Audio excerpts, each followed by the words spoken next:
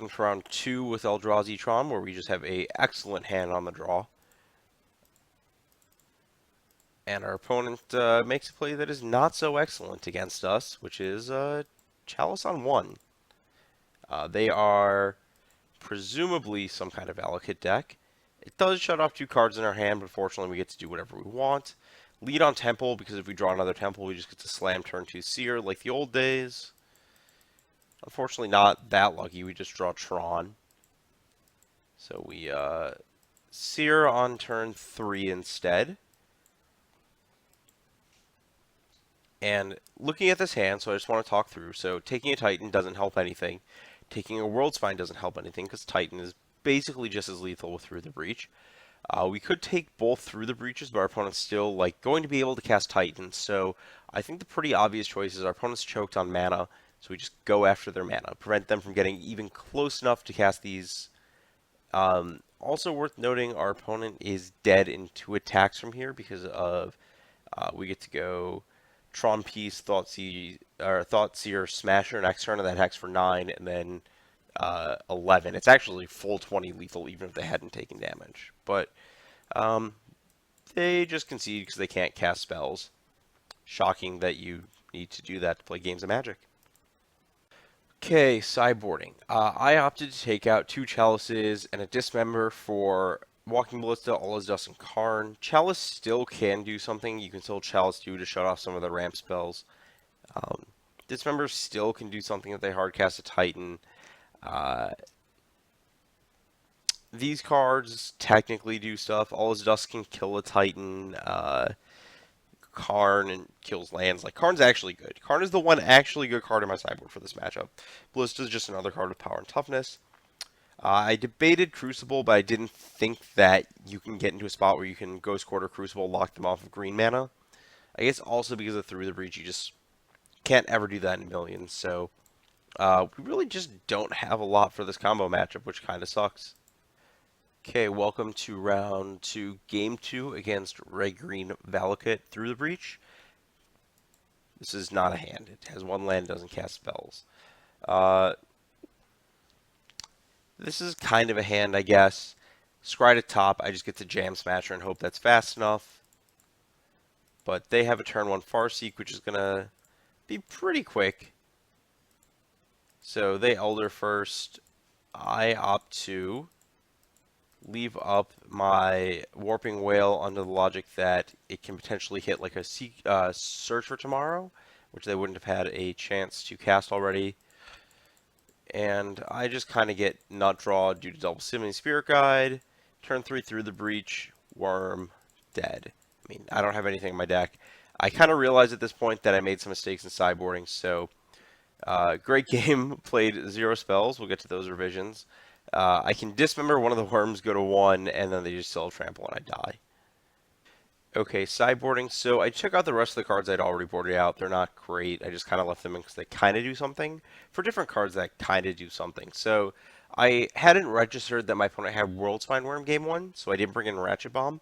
But that does help clean up the mess from the World Spine Worm, so they can, through the breach it, you take 15, and then you just call the worms and you're fine. Otherwise the card just doesn't do anything.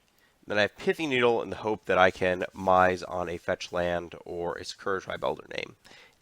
It's low odds, but it might do something. The sideboard really is not built with combo decks in mind. I don't know if it can be. Okay, we are on the play game 3 against Red-Green Breach. I kept this hand. It does have some play to it, but I don't think it's great. It's possible I should have just mulliganed for something. My opponent goes to 6. Lead on Temple. I don't think there's a clear winner to lead on here. And I opt to present a Clock instead of leaving up Warping Whale. Partly because I can't just leave up Whale. My opponent plays Elder. I leave up Whale again. That just doesn't end well depending on what they have. So here they play the Farseek. I get max punish for not leaving it up. And now I debate casting this and then realize that I can still cast this for a 1/1. So if I play this, I'm capable of killing my opponent in 3 combat steps with this making a 1/1.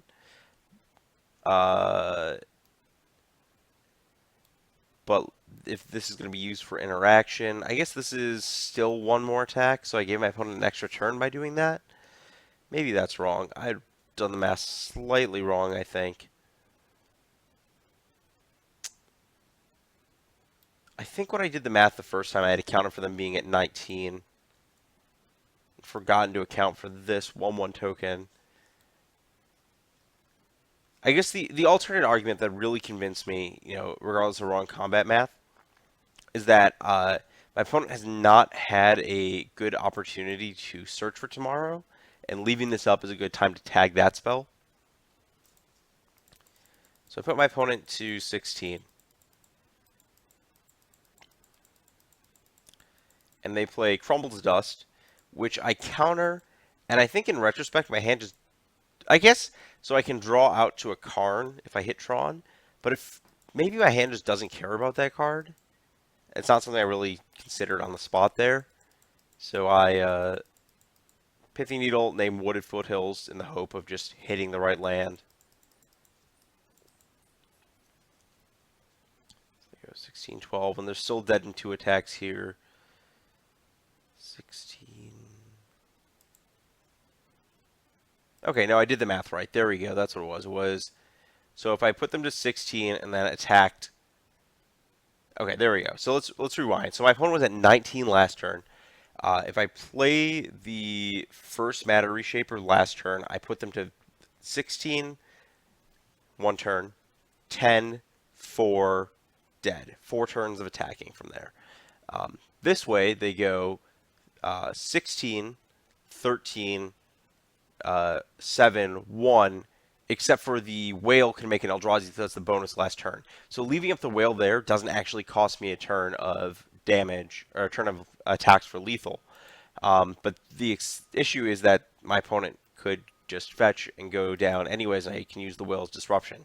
So basically I'm in a spot where playing the Matter Reshaper turn earlier doesn't help me in terms of clocking my opponent at all.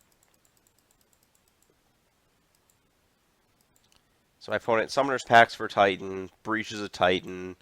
It's not lethal yet. This is the classic. You get 2 Valakuts, you attack for 6, and then the last 2 triggers are 18. I could have chumped and gone to... Maybe I should have done that, but...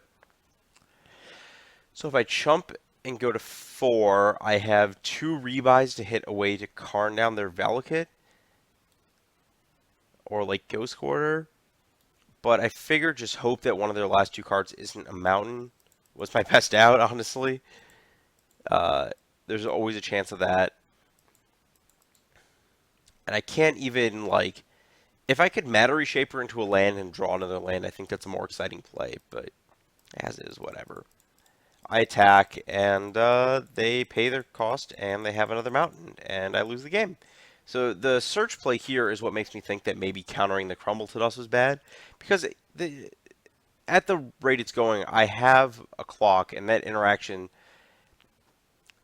I guess it's just a matter of whether I want to, I think that, like, clock plus Warping Whale is not good enough, in which case the hand I had wasn't going to do anything to begin with, or whether, if I am at that point, do I need to, like, draw a land for Karn to win the game, and I don't actually think that's true. I think I wasn't supposed to counter the Crumble because I was just supposed to accept that this is my clock and I have to ride that out.